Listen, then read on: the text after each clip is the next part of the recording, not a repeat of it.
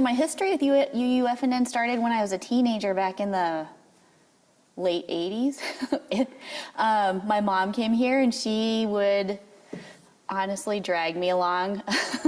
It wasn't something that I was ready for in my life at the time or that was relevant to me at the time, but since then I moved away and had lots of life experiences, and in the meantime got married and became a widow. My husband passed away a year before Emmy and I moved back to Reno, and at the time, it was obviously a really hard time in my life, and so moving back and getting reestablished and being an adult living with her mom again was not ideal, and so UUFNN just provided a lot of comfort, the feeling of community, the feeling of consistency, always knowing what to expect. And one of the things that I always knew what to expect would be I would be welcomed unconditionally. And what? Messy bun. So that's one thing I'd say about the congregation is they're always welcoming, no matter who you are. Whether you're the same as them or different, they welcome people with differences, and they just embrace you for who you are in whatever stage of life you're in. The other thing that really helped at the time and still helps now is just the broader perspective on the world, the focus on social activism, the focus that there's a whole lot more going on in the world other than just my life and my problems, and that was really healing for me, to have a break from my own problems, and still is to this day. It's something that I don't think other churches that I've attended have offered. So I love the emphasis on making the world a better place and not just thinking about it or praying about it, but actually taking action and inspiring other people and working together to take action and challenging what we believe. I've grown a lot in open-mindedness and perspectives on the world since being here. I love what Reverend Karen and Kristen bring to the picture, the fact that they empower the congregation to share their knowledge and to share their experiences, and they don't micromanage. They really want everybody involved, and they welcome anybody who would like to have input in the learning that goes on here.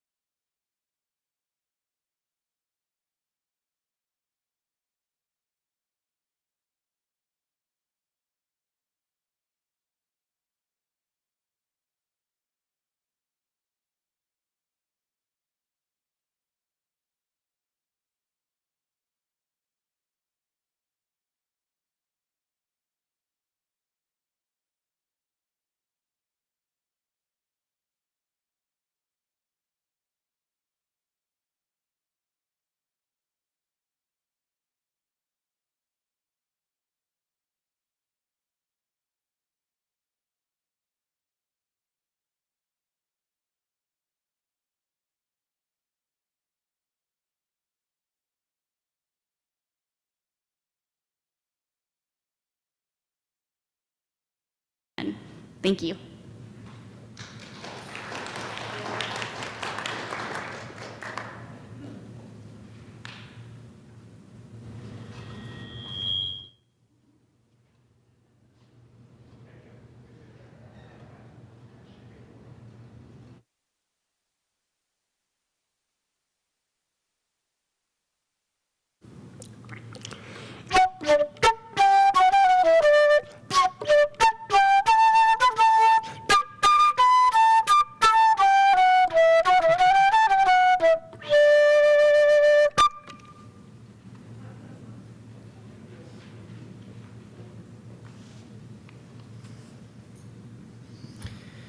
Welcome to this place of possibility, this love's hearth, the home of hope, a refuge for minds in search of truth unfolding, ever beautiful and ever strange. Here, compassion is our shelter. From freedom, our protection, from the storms of bigotry and hate. In this place, may we find comfort and courage. Here, may our sight become vision to see the unseen, to glimpse the good that is yet to be. Marion Hatchin Cotter.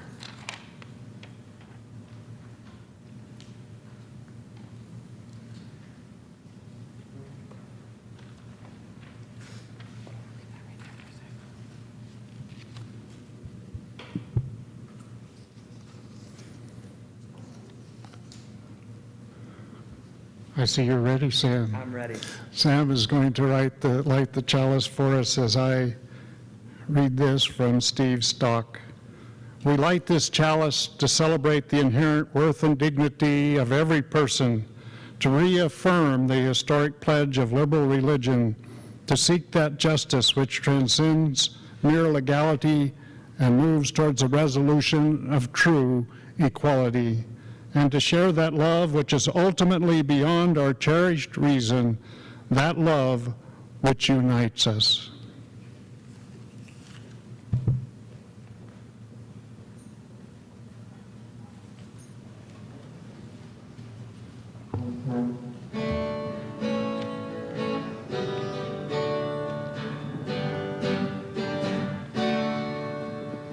When our heart is in a holy place, when our heart is in a holy place, we are blessed with love and amazing grace.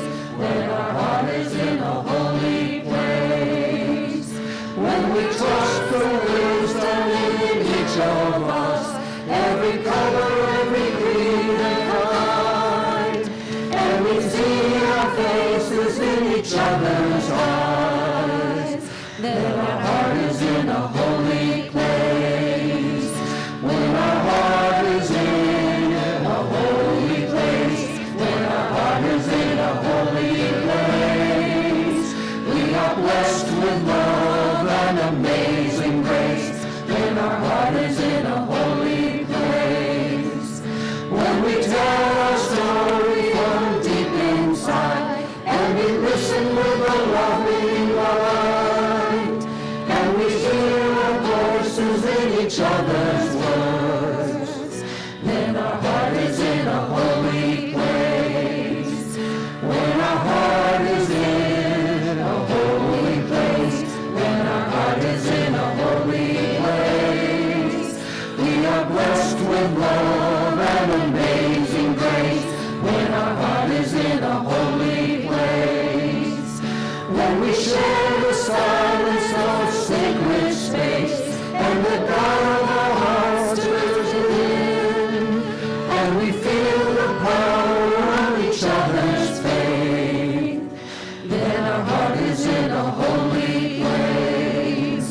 When our heart is in a holy place, when our heart is in a holy place, we are blessed with love and amazing grace.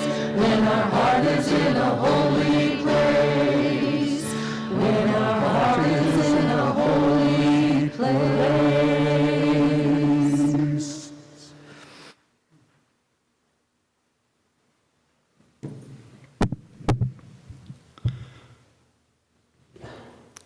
You know, we Unitarian Universalists pride ourselves that our UU faith has no creed or dogma. Do you find yourself spouting that off when someone asks about UUism? You know, I certainly do. But then do you find yourself not quite knowing what to say when asked, well, what do UUs believe? It's like that old joke. UUs are like Jehovah's Witnesses, except they knock on doors for no apparent reason. When the Unitarian and Universalists merged, there was a statement of purpose. but it didn't really say what the word was that we had to spread. So we did what we always do when faced with a question of what to do. We formed a committee. Oh, there were surveys and principles written and rewritten and brought to our annual General Assembly meetings, which resulted in even more rewrites. The women made sure that all the sexist language was removed from many principles. Ultimately, when the final product was brought forth in 1984, it was passed by unanimous vote. Now, what's amazing is that it has remained virtually unchanged since then. Oh, we've added the Earth-based principle number 7 in 1995. And we're about to add number 8, dealing with racial justice. And Kristen will discuss that in a future Sunday. Today, we're going to give our reflections on what the first 4 principles mean to us personally. Well, the first principle is the inherent worth and dignity of every person. I love that. But I've got to admit, sometimes it challenges me. You know, sometimes I wonder, does that jerk, you pick the person, have worth and dignity? But then I listen to someone like Sikh activist, lecturer, and author Valerie Kaur, who wrote the book See No Stranger, which a group of us have been discussing in our Gather in Love sessions.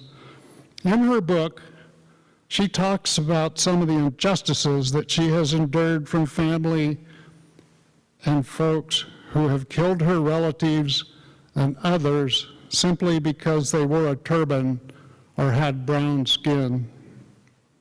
She found ways to reconcile with many of them by digging deeper and finding out what causes them to hate or cause damage. That's a good lesson. And while not always easy, it can be done. When I welcomed everyone to our service today, I mentioned that we're a welcoming congregation and follow with a litany of folks who are sometimes shunned by other religions. That is what I see as the purpose of this first principle, that we accept people because they deserve dignity and respect. We do not turn people away because they are a different color or because they're gay or they're transgendered or some other sexual orientation. We don't care what their economic situation is or what their zip code might be. When my mom and dad were married, my dad came from a strong Catholic family, while my mom was not associated with any particular religion, and she also had just gone through a divorce and had a child. It caused a great deal of turmoil within our family. And by the time I was about 6 or 7, I recall arguments with family members and my mom threatening to leave, and at one point actually walking down the road from our farm. The local priest and the nuns were telling my older sister that our mom was going to go to hell and that all of us children were, in so many words, bastards. I remember thinking then, I love my mom and dad, and I couldn't associate these nasty and vilifying words with my loving and hardworking parents. But fast forward to 55 years ago when Lois and I discovered the Unitarian Universalist Fellowship of Northern Nevada, a place that accepted who you were, no matter what your religious philosophy or belief system. You could actually question belief systems. In fact, it was encouraged. What a relief. What a freeing feeling. A few years later, in 1972, I served my first of 3 times as president of this fellowship, and I attended my first Pacific Central District meeting where members of UU churches in Northern California and Nevada gathered to discuss common issues facing our congregations. At this particular meeting, they were celebrating the UUA's, the Unitarian Universalist Association's, forceful decision to allow gays to be ministers. Remember, that was 1972. That was an eye-opening time for me in the UU acceptance of the inherent worth and dignity of every person. As the Reverend Lambert says, we UUs tend to talk about worthiness of every person, not their unworthiness. We rely on one another for love, courage, happiness, and hope in the face of tragedy. Yet, fear keeps us apart in our wider society. We fear differences based on religion, class, race, ethnicity, sexual orientation, cultural, gender identity. Still, something deep inside of us is pulled toward a different version of human community, one in which the worth and dignity of every person is honored and the fundamental interdependence of human life is understood. End of quote. I believe this first principle lays the foundation of who we are as a faith and who we are as individuals, trying to do the best to do what is right for ourselves, our communities, our fellowship, and the world. So may it be.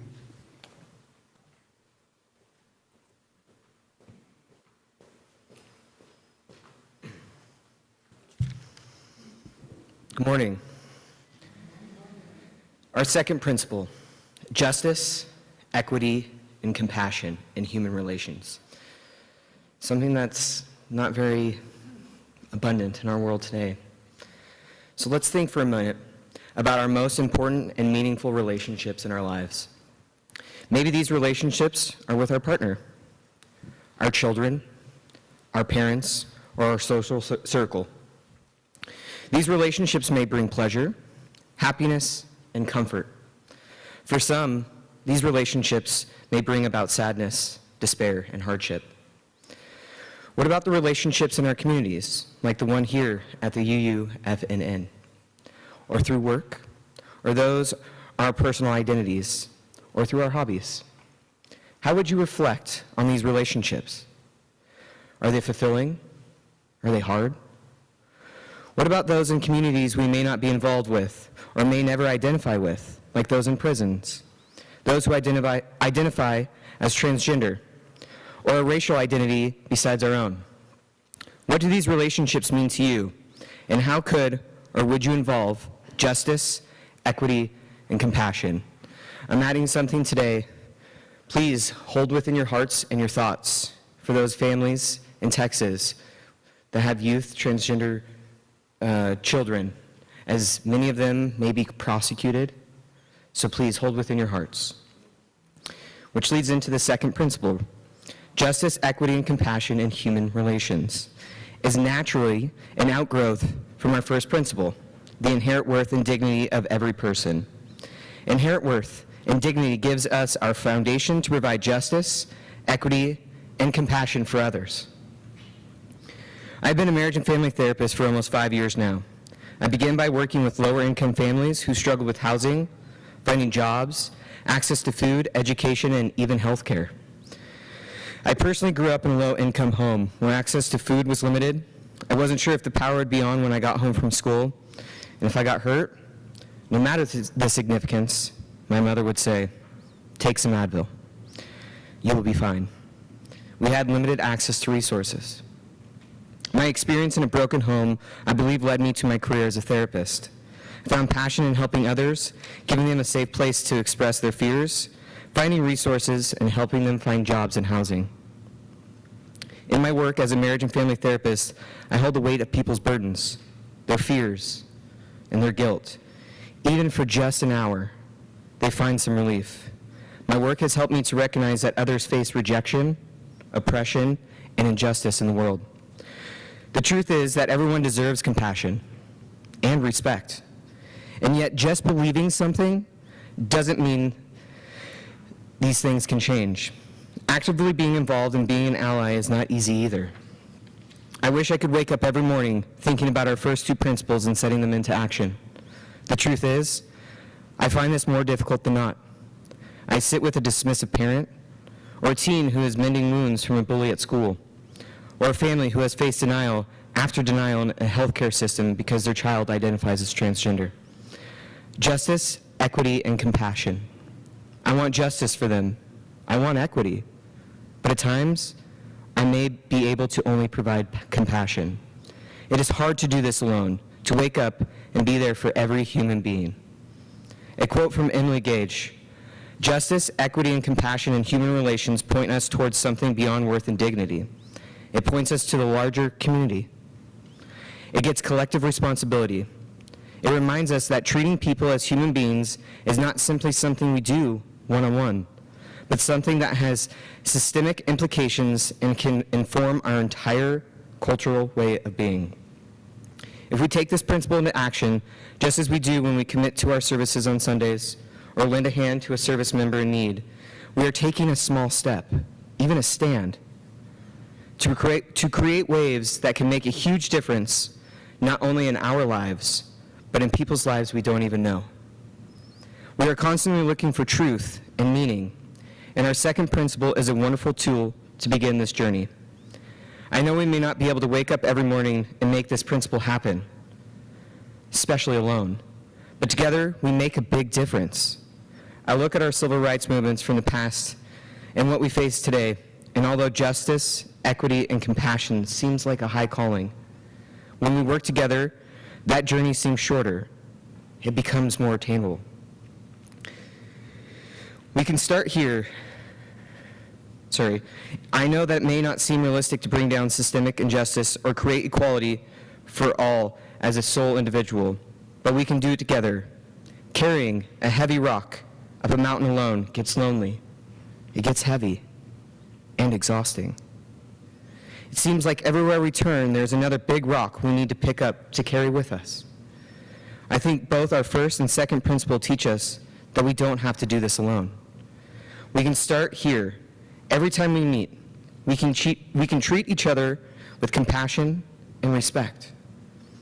When we wake up in the morning, giving compassion to ourselves, to our partner, to the grocery store or gas station clerk, to our coworkers, we begin a catalyst, a chain of events. We pass off a piece of that heavy, burdensome rock and allow others to carry it for us. What I've realized here at the UUFNN is that we are not alone, and we don't have to carry the burden for all. We can work together as a team that when someone needs a break or is taking too much of the burden, someone else will step in. I will leave you with this. It's a metaphor. If we throw a small pebble in a lake, it causes a ripple. The ripple spreads and dissipates, but not before reaching some distance. Now imagine this ripple is compassion, social justice, and equity. And we all throw our own pebble into the lake. Imagine how far this ripple could go. I wish for our ripple to reach outside of our services, to your family, to your friends, and to those you do not know, to spread compassion and to recognize the inherent worth and dignity of those in the world so that we can bring about justice and equity.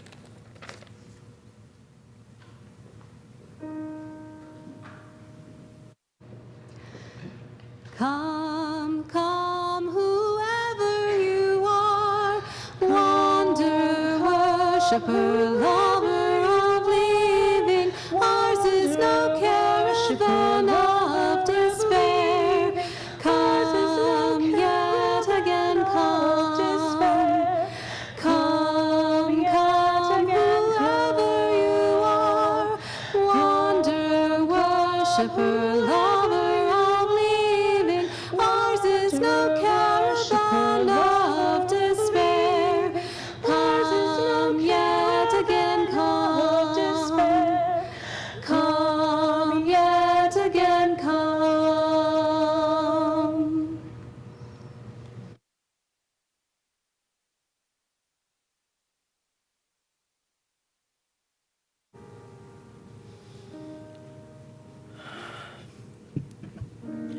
all living substance, all substance of energy and being and purpose are united and share the same destiny. All people, those we love and those we know not of, are united and share the same destiny. Birth to birth. This unity we share with the sun, earth, our brothers and sisters and strangers and flowers in the field and snowflakes and volcanoes and the moonbeams. Birth, life, death, unknown, known, unknown. Our destiny from unknown to known. I pray that we will know the awe and not fall into the pit of intellectual arrogance in attempting to explain it away. The mystery can be our substance. May we have faith to accept this wonderful mystery and build upon its everlasting truth. David Eaton.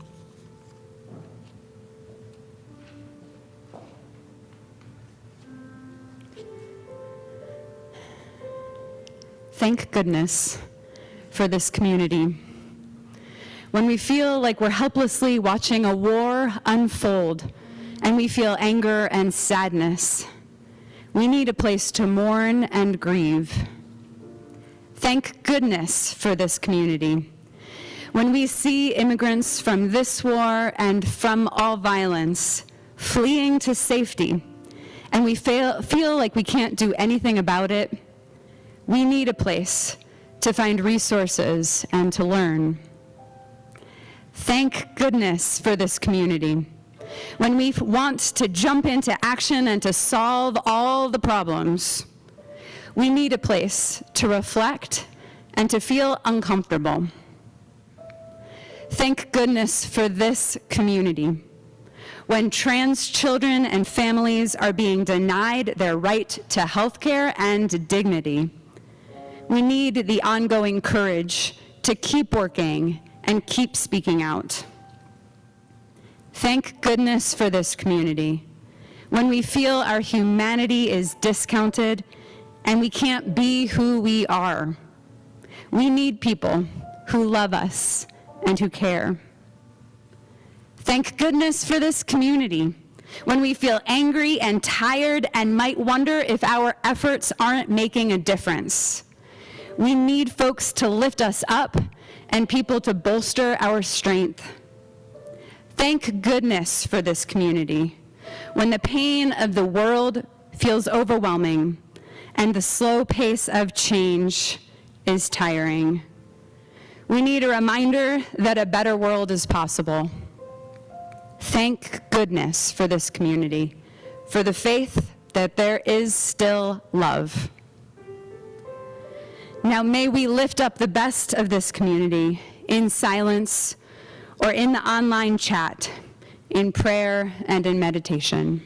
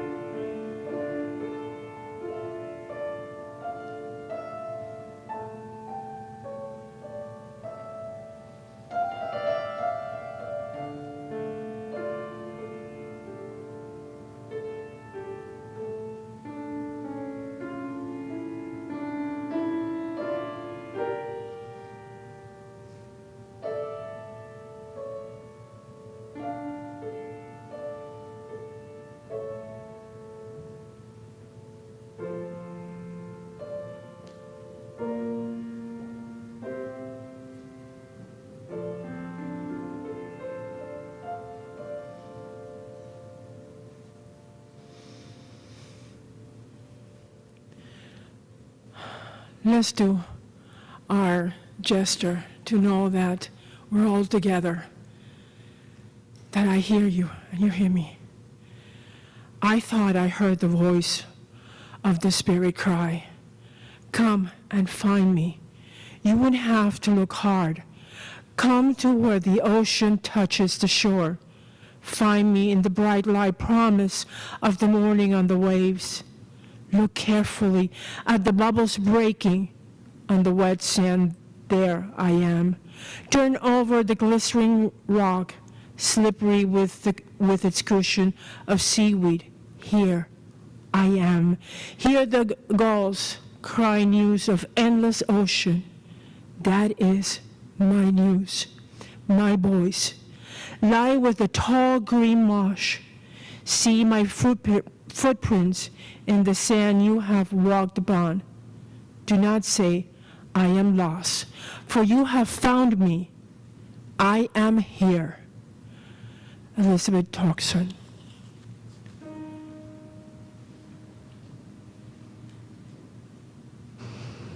Come, come, whoever you are, wonder, worshiper, lover of living, voices of passion, word of despair. Come, look yet again, lover of living, come,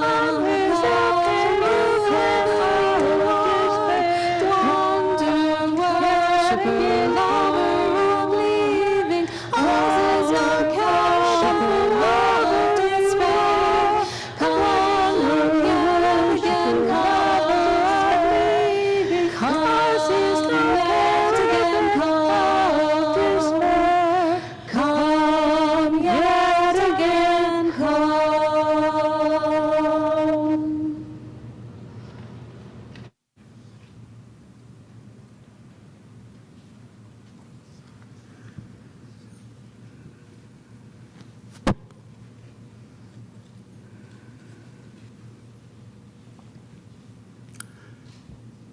Good morning.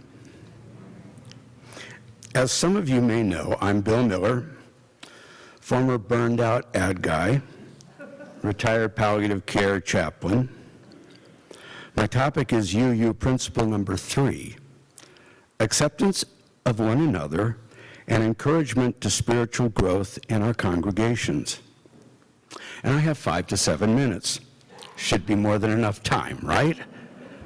Such a small topic. Let's start with the spiritual growth part. As in UU, I find that the most vexing aspect of our faith, which to me often seems much more humanistic and materialistic than transcendent, although it didn't start out this way. And yet, it may have evolved towards that for good reason, historically speaking, based on our Judeo-Christian origins. First, the Unitarian tradition. In their quest to have Christianity make some rational sense, they came to reject its trinity of Father, Son, and Holy Ghost as a self-serving construct hammered out over a millennium to square a circle of their own making, claiming monotheism, yet proclaiming Jesus as Lord. How can the two be one? Consequently, their answer was incoherent because their assumptions were faulty, and instead of rethinking it, they turned to burning, hanging, and otherwise mutilating people who disagreed with them. Unitarians took issue with this, and they paid a heavy price. Universalists, from their perspective, found it illogical that God would reject his own children and mercilessly incinerate them in hell eternally for sins that mostly bothered authorities of their day, who likewise turned to burning, hanging, and otherwise mutilating people who disagreed. Universalists found that appalling, and they paid a heavy price for this. So if that's how transcendent spirituality manifests itself, seems sensible to avoid it like, say, the COVID plague. I believe this regrettable, if not bizarre, confusion is rooted in something deeper, our culture's two incompatible Hebrew creation myths, Genesis 1 and 2. Myths that also, in my opinion, do not hold up to scrutiny, yet mysteriously endure.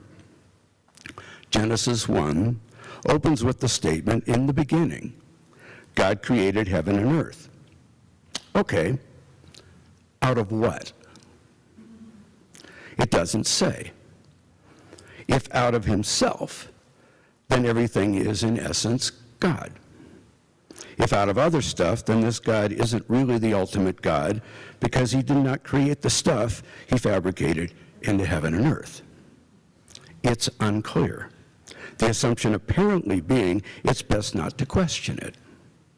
Okay, fine.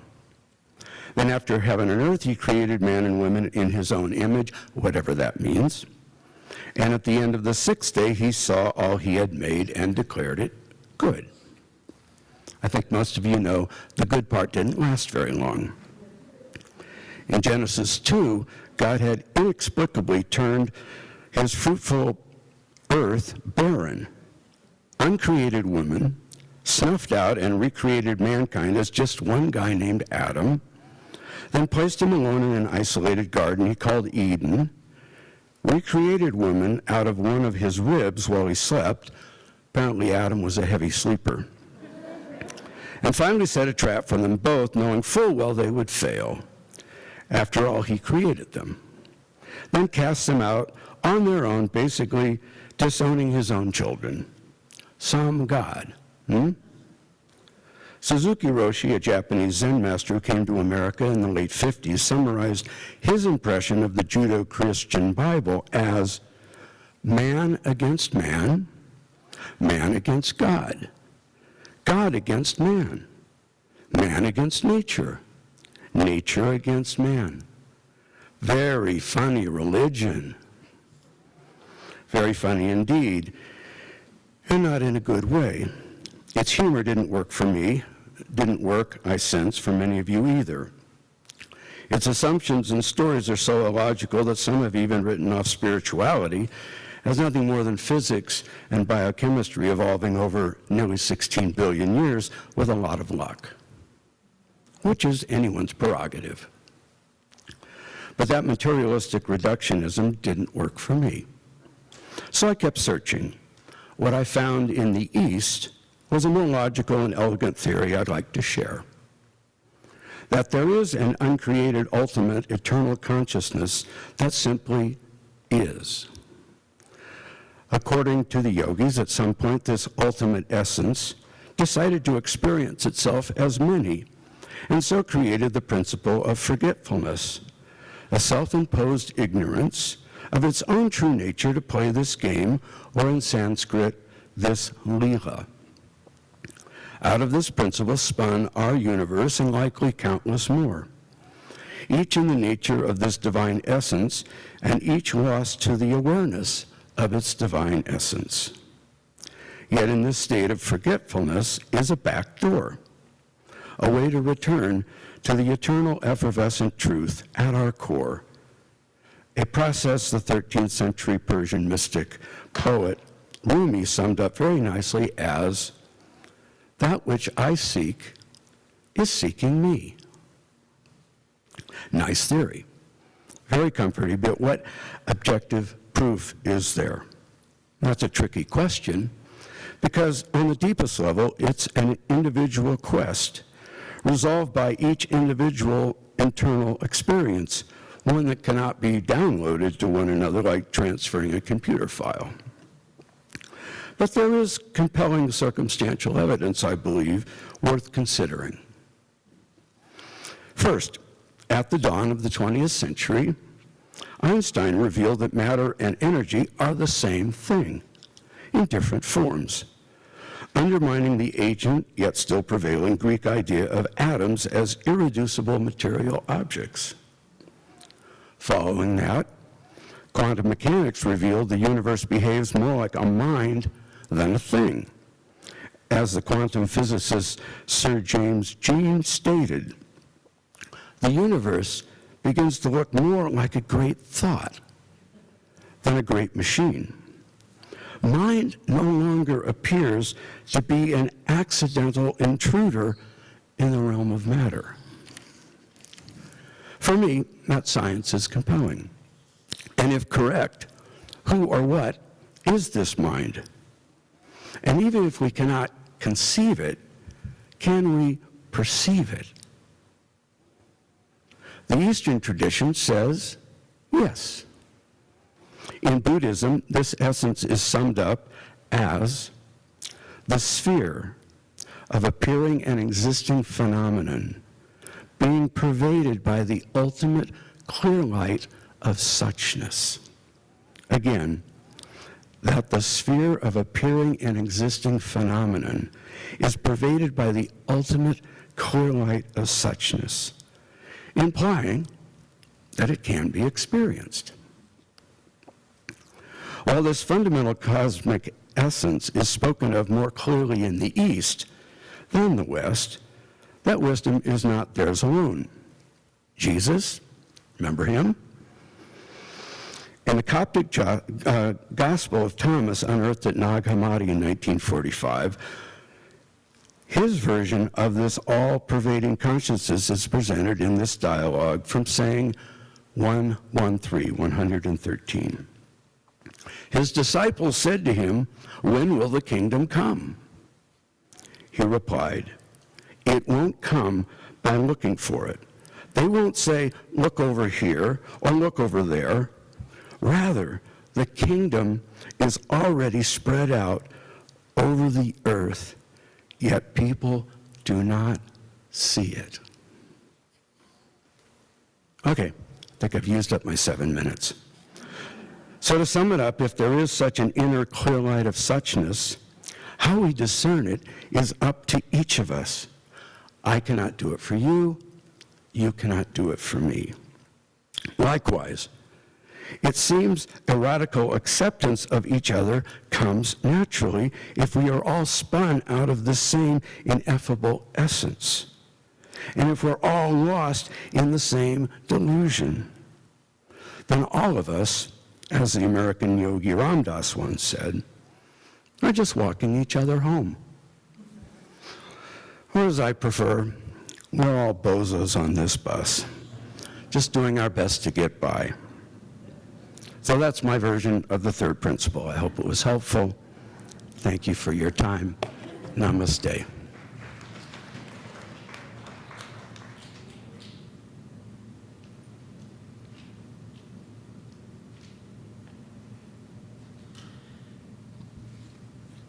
Hello. So, mine is the fourth principle, a free and responsible search for truth and meaning. So, here I go again. The title of today's presentation I once again stole from a TV show. Who do you think you are? A few years ago, I used the same title in another presentation, but I found that it serves well for today's presentation. In the show, celebrities are searching for their ancestry and the truth of what those ancestries did. For us, at UUF&N, we're looking at the fourth principle, which guides us to a free and responsible search for truth and meaning. To get ready for today, I did a lot of soul searching and, like always, web searching. What I found was very interesting, and here I go. As a recovering Catholic, I found that Catholicism, as well as many other religions, are found by common creed.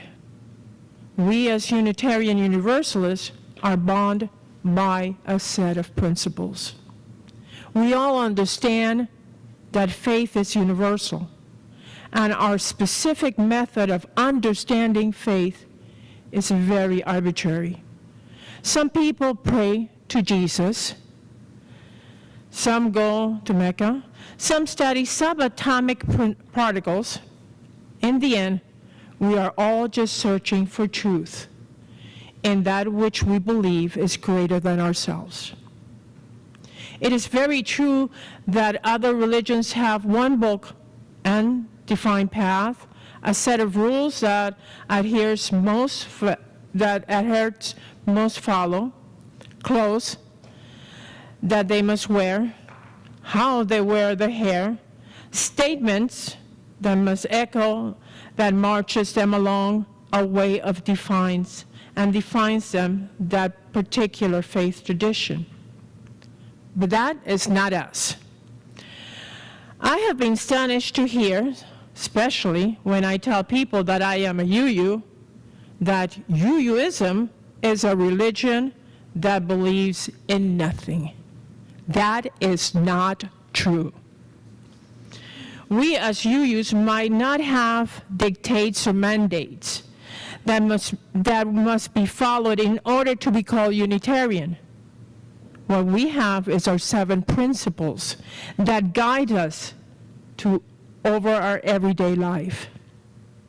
If you look at the word principle, it will tell you that principle is a moral rule or belief that helps you know what is right and wrong, and that influence your actions.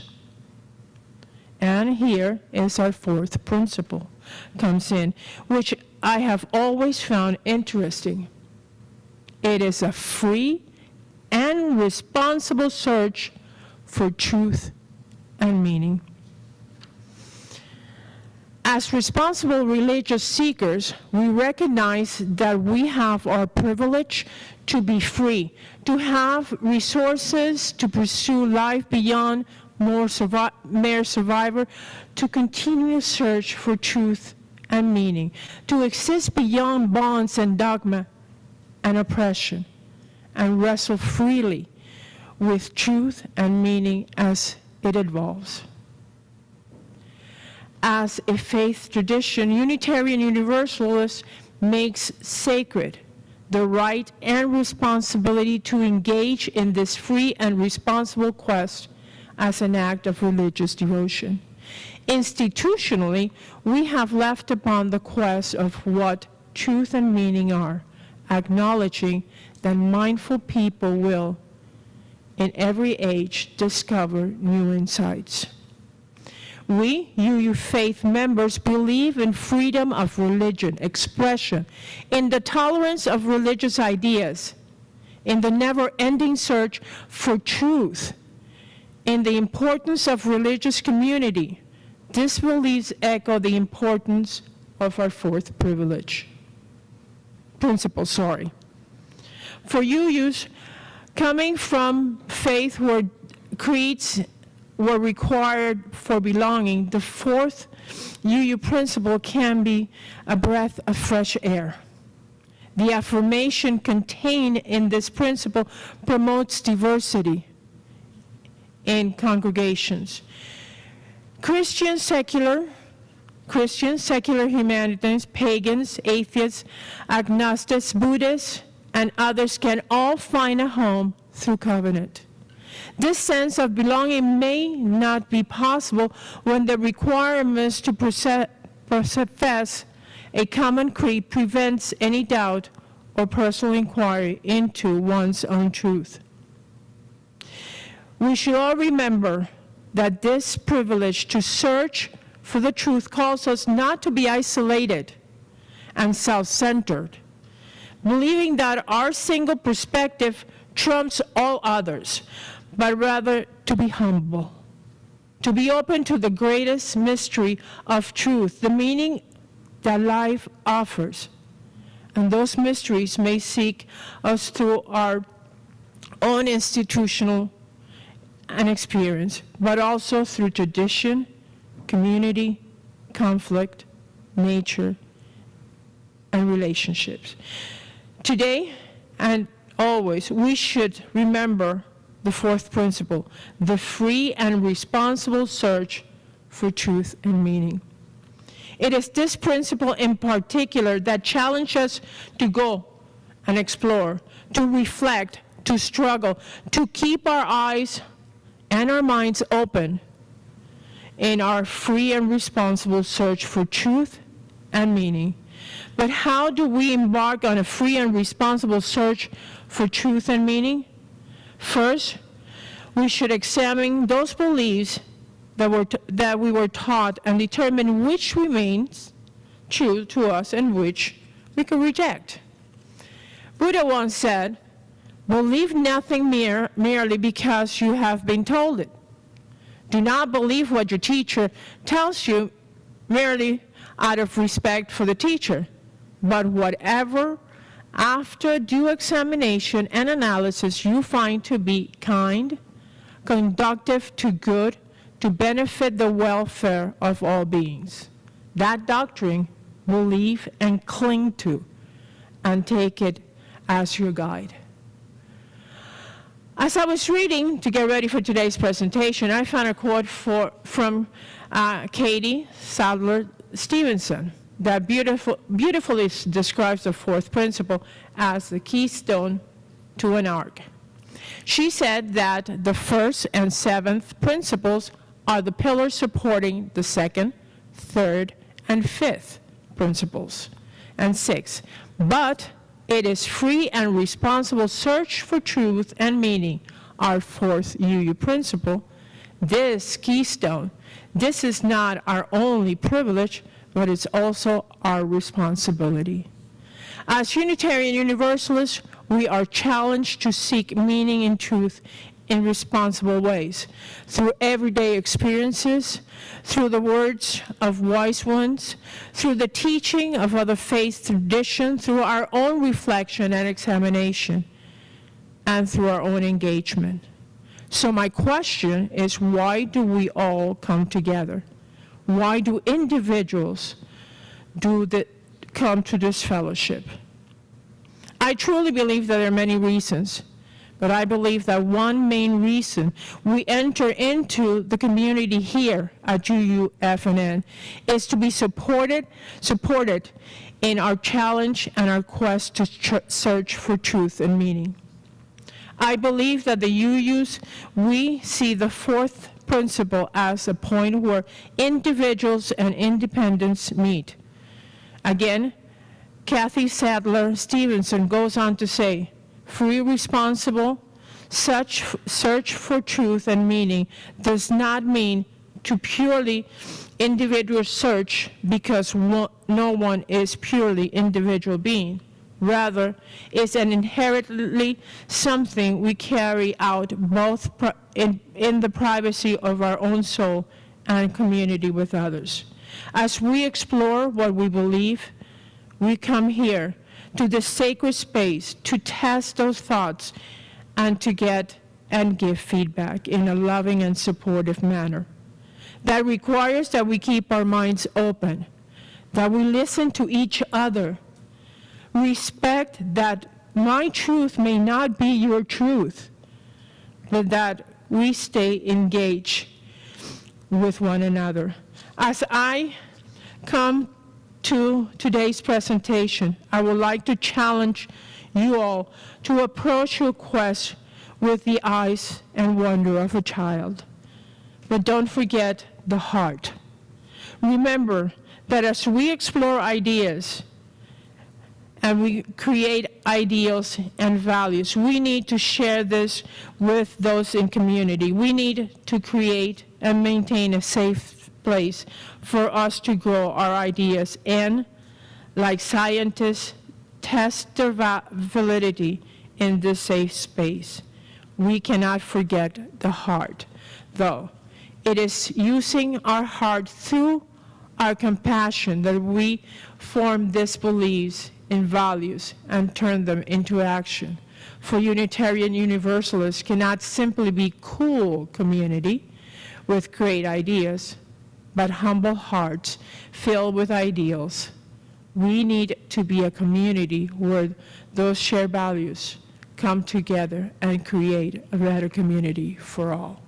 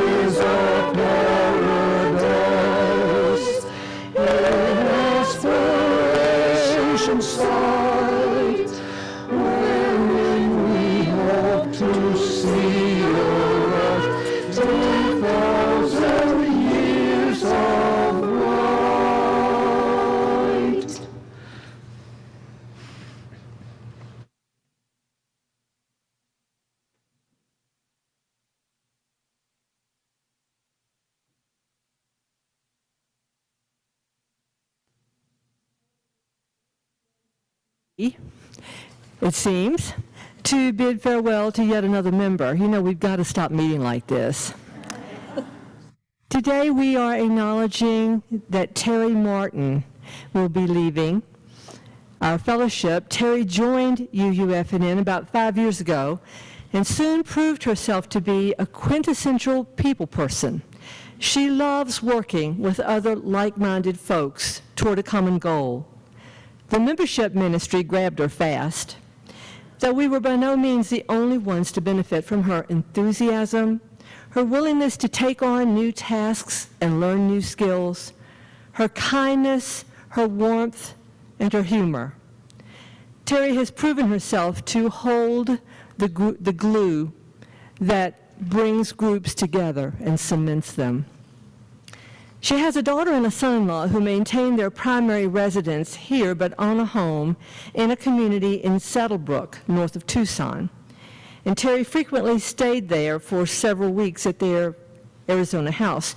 She quickly grew to love the community there for the beauty of its scenery, the warmth of its climate, and the many opportunities this community afforded for continued learning. She'd contemplated moving there eventually.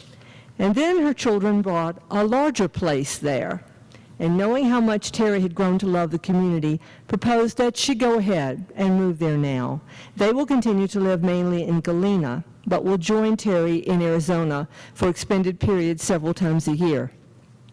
Best of both worlds, right?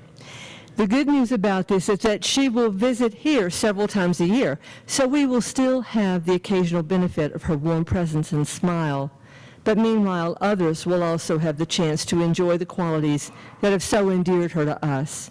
We know she'll be delighted with her new arrangement, so we can only be happy for her, even as we realize how much we'll miss her.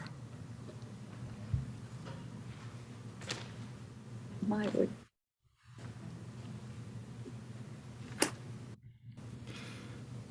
Well, thank you for joining us today, and watch your emails for future programming. And if you are not receiving our emails, go online and fill out a card for that. And share our link with people who might be feeling isolated or need connection.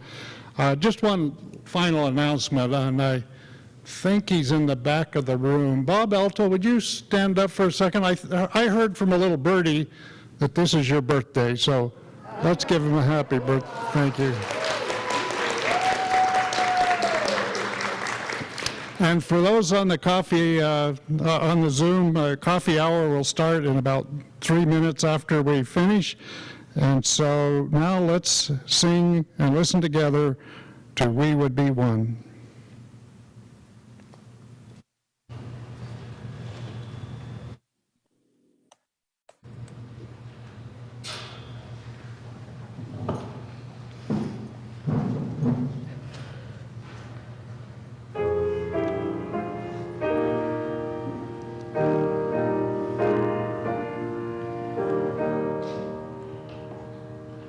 We will be one.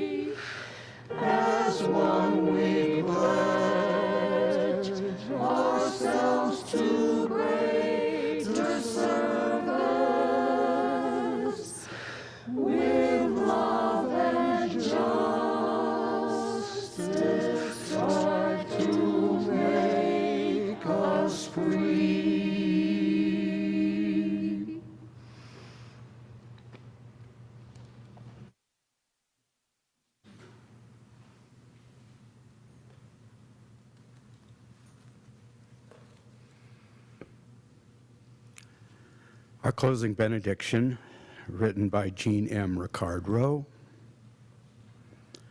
We have a calling in this world. We are called to honor diversity, to respect differences with dignity, and to challenge those who would forbid it. We are people of a wide path. Let us be wide in affection and go our way in peace.